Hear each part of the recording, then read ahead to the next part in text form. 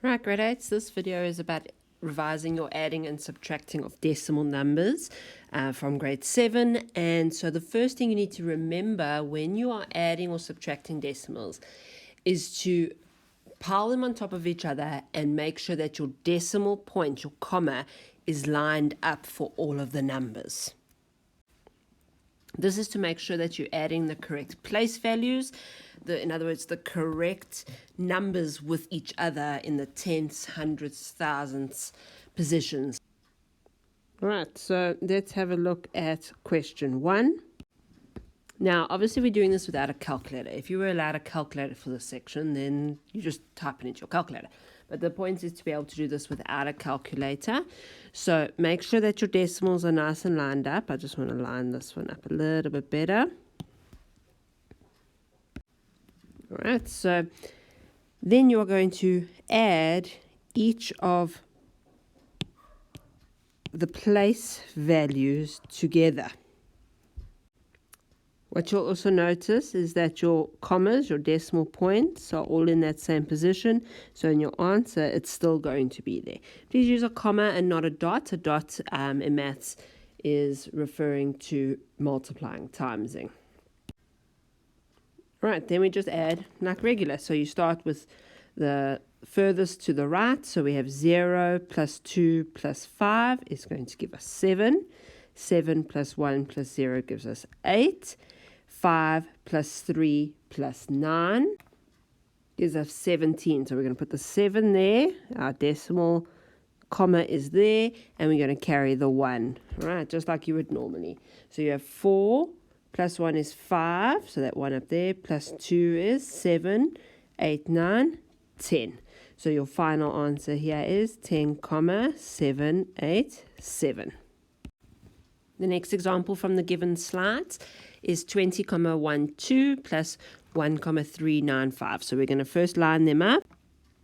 All right, so we're going to have 20 here. So again, remember, you've got to line up the same column. So that is my first unit column.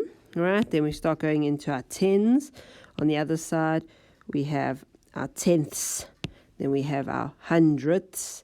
And then finally we have our thousandths. All right, so match them up. And again, our decimal place is going to stay in the same position.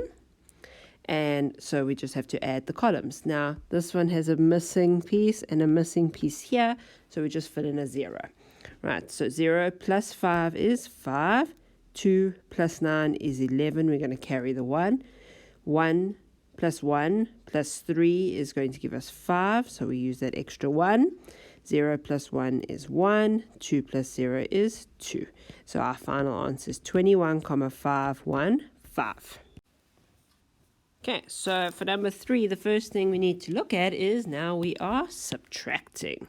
So the order of subtraction does matter here. So we have the 4,84 on top. And then underneath it, we are subtracting the 3,123 from it. Again, let's find our decimal. Our decimal is going to sit there. And let's fill in an extra 0 over there. So let's have a look. 0 minus 3. We need to borrow. So we go across. We borrow from the 4 and make that 3. And that becomes 10. This is going way back into primary school adding. So 10 minus 3 is 7. 3 minus 2 is 1. 8 minus 1 is 7. 4 minus 3 is 1. So our final answer is 1,717.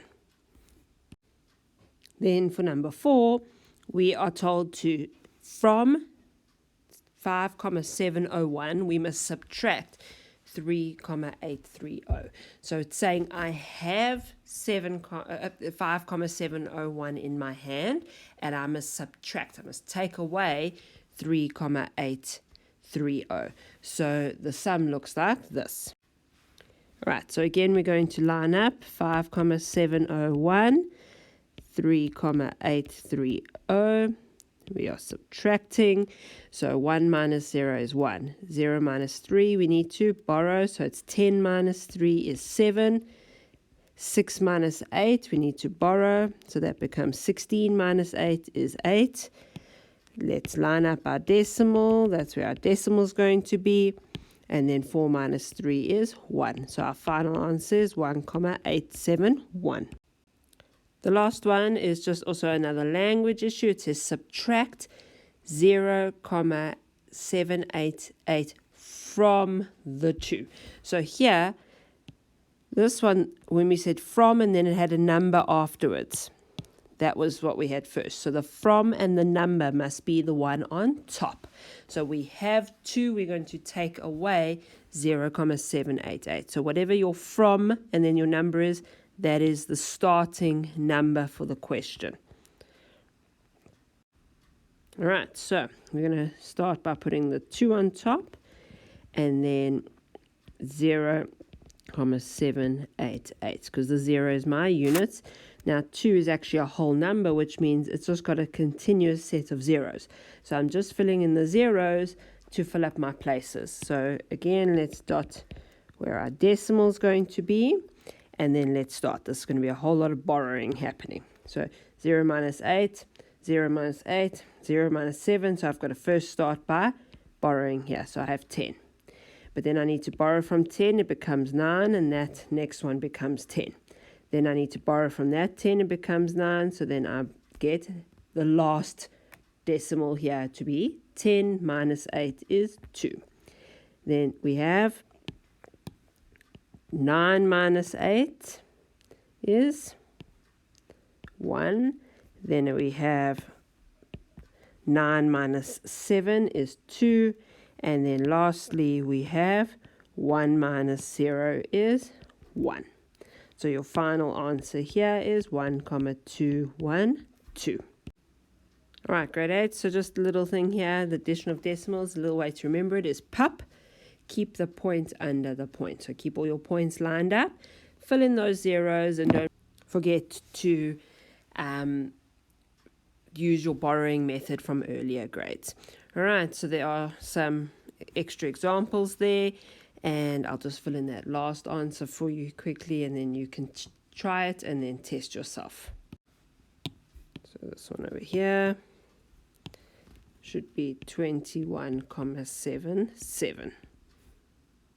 Okay, so work on exercise 14.4, question 1, 2, 3, and 4 now from your textbook.